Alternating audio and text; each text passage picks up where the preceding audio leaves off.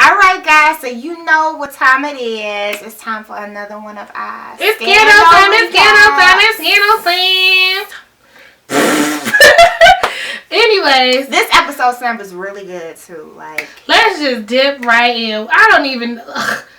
All I can say is everybody was hot in the freaking pants tonight. Everybody was screwing everybody everywhere, all over the place. People was on their knees. People was on desks.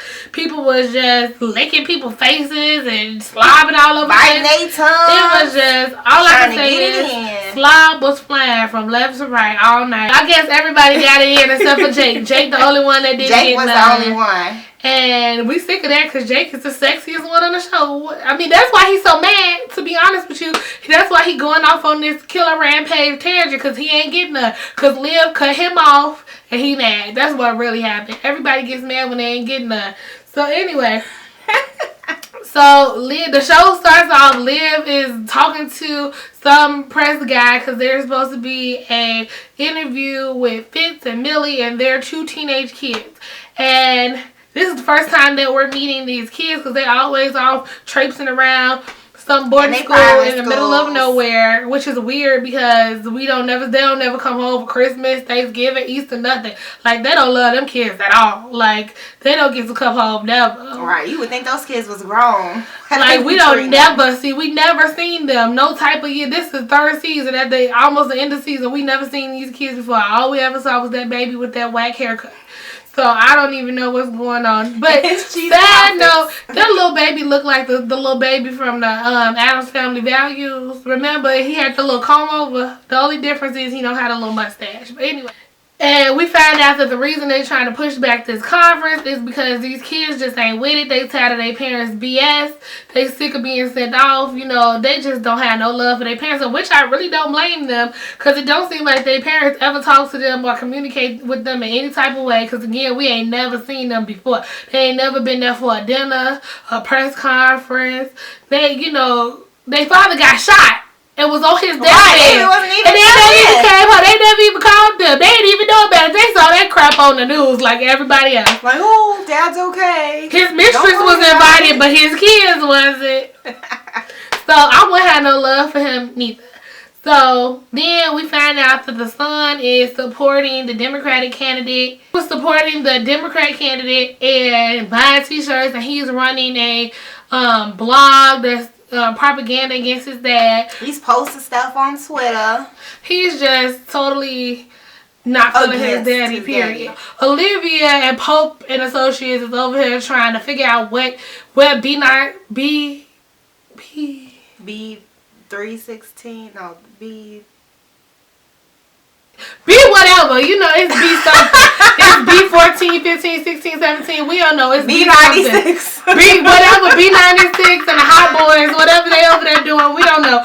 Anyway, they over here trying to B613, I think. Yeah, trying to figure out where they're getting funded from because Liv has decided she's gonna bring everything to the light, which I think is totally foolish.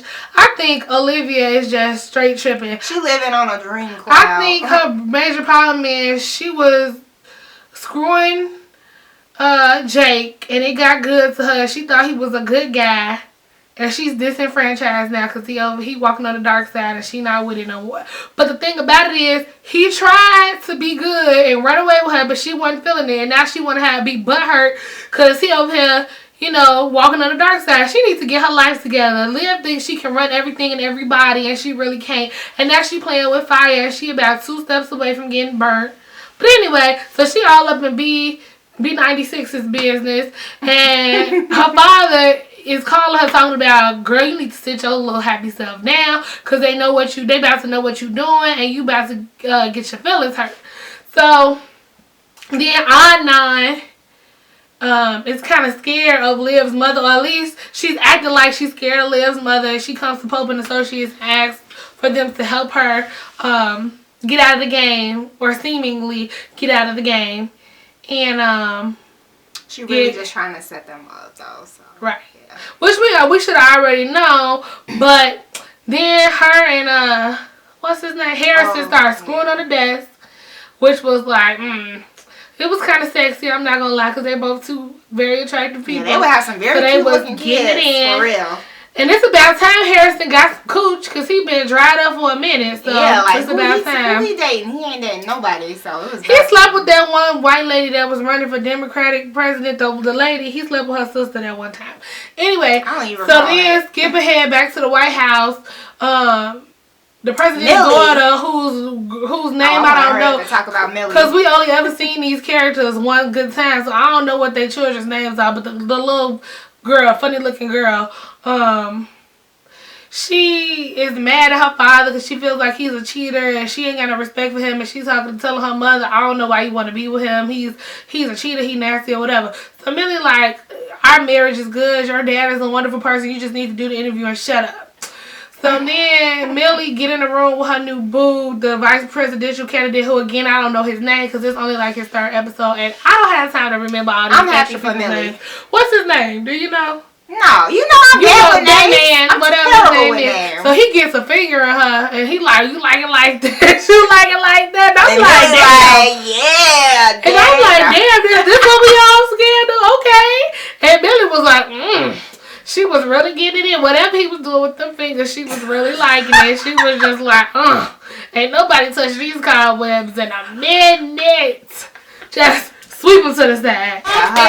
Is obsessed with getting back Quinn. And I'm tired of Quinn's old frog face ass. I'm tired of her. I'm really tired of looking at her. I'm tired of her storyline. I kind of wish she would go away. But anyway, she couldn't even watch when they was kissing. She because it was disgusting. But anyway, so he's so obsessed with her. All of a sudden, because they kissed and now he hiding the pants for her. His little Peter Weeder is like ding every time he thinks about her. So in between time, her boyfriend, whose name I also don't know, is like turning into a stalker crazy, which, surprise, surprise, obviously he's stalker crazy. He kills people for a living and enjoys every second of it. So why would you be surprised that he's now stalking you and asking you why other men are popping up at your apartment? Ding, ding, ding. Anyway. Control issues. Has been beating up B96, B613, agents so he can get to command, who is Jake, so he can tell Jake to let Quinn out the game. Quinn don't want out the game, so Jake sends Quinn to go talk to Huck, and Huck is all up on Quinn, and Quinn is like, so what you think, what type of shit you think this is? You gonna come in my house, yank out my teeth, lick my face, and now we supposed to be cool? Which I completely agree with her, because let me just say, if somebody run up in my house and start stealing my teeth, unless it's the tooth fairy and they leaving me some money under my pillow, I don't have no love for you. I'm not trying to be your friend. We can't be acquainted. I don't want to look at you. You know, we can't be friends because I'm still in love with you, Deborah Cox, RL type steez. You know, I just can't do it. Anyway, so so she gets a lick in the side of Huck's face, and then it gets a making out like they finna screw on this bridge, and then she like, no, leave me alone, which is weird. And all of they little. No, she was like, this is how it should be done. She said something like that. This is how it should be done, because she kissed him. Which was gross. It's just gross. Their whole little story line is disgusting. They both are unattractive, and together they're gross. And I feel like they would have the most disgusting, nasty, just gnarly looking kids. Primitive sex. It would be disgusting. Like they would be like peeing on each other, just doing weird stuff. It's disgusting, and I don't want to see it. Anyway, so they would have some crazy stuff. Tells Fitz about the son and his blog and his Twitter and his T-shirt. Fitz confronts him, and the daughter is like, well, does mom know that you went through Buzz Lightyear stuff? I don't know his name.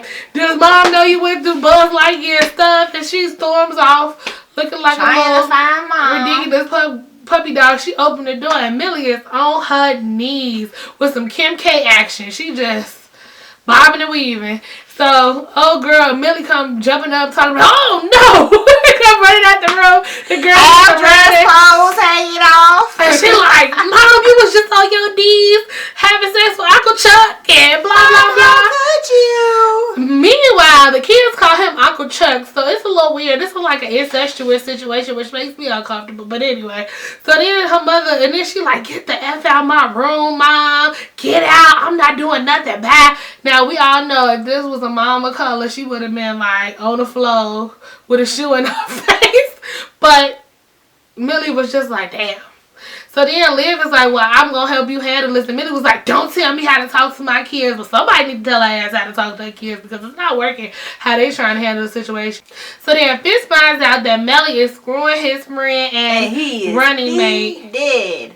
Because he got a lot of freaking nerve, but we all know that men do not like when other people play with their toys. They might be done with the toy might be broke off in the corner, and they find out somebody else want to play with it, and they got a whole problem. Fitz is heated. He go punch Chuck, I think. Chucky, Bob, I don't know, Billy, whatever his name is. Go punch him in the face in the middle of a meeting.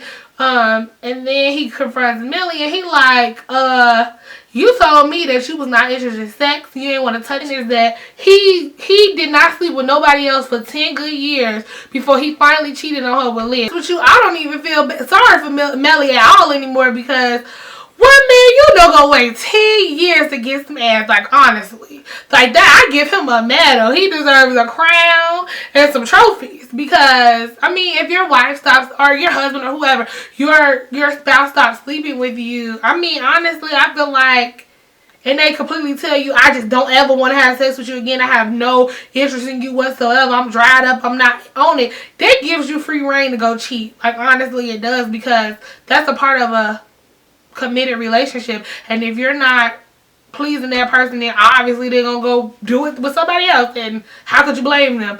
So anyway, he like, but come to find out, you just wasn't getting wet for me, you getting wet for somebody else though. So, and all this time we know Millie don't want to be with Fitz because Fitz's father raped her, which I feel like she's a dumbass because she allowed her marriage to fall apart.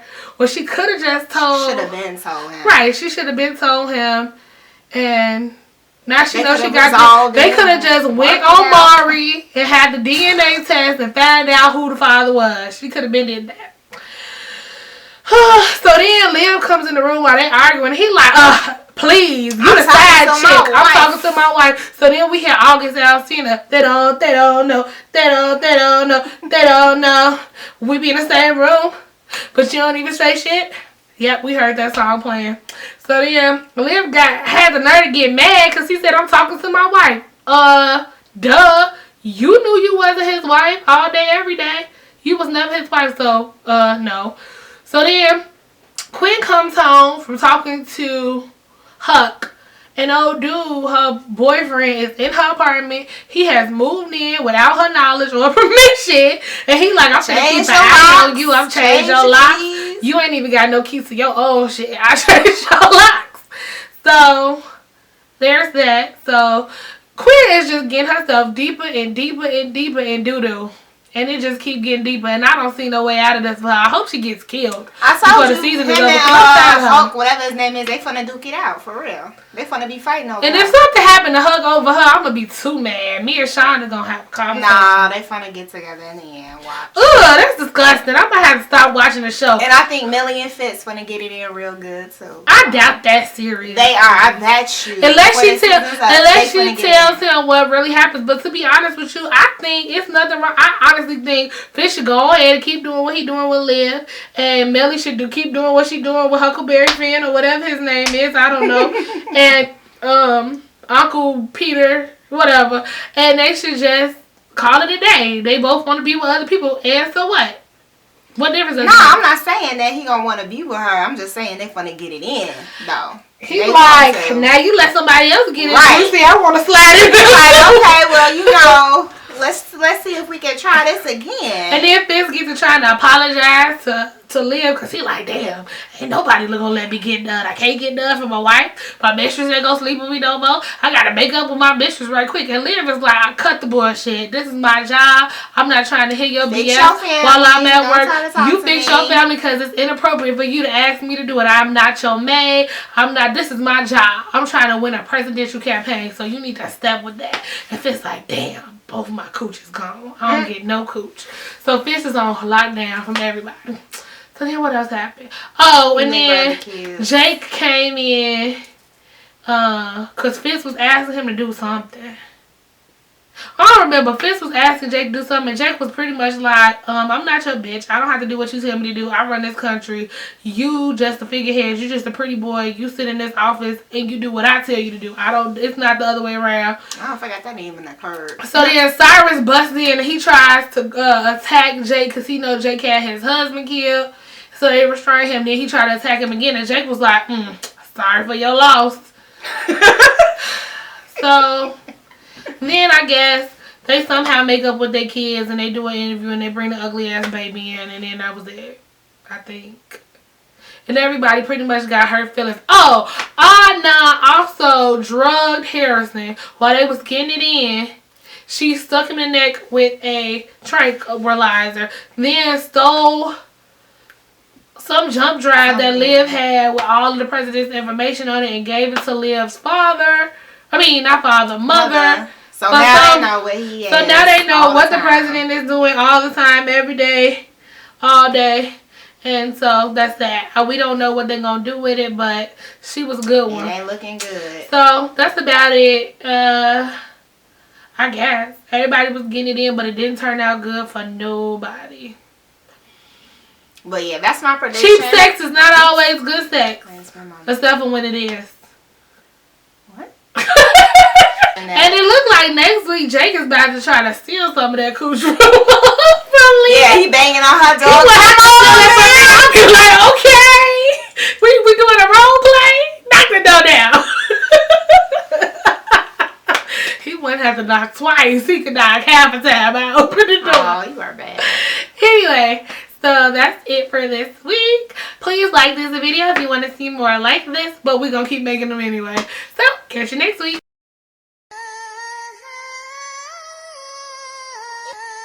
Alright guys, so we just finished watching Scandal, and OMG, did you see it? Like, seriously. I just don't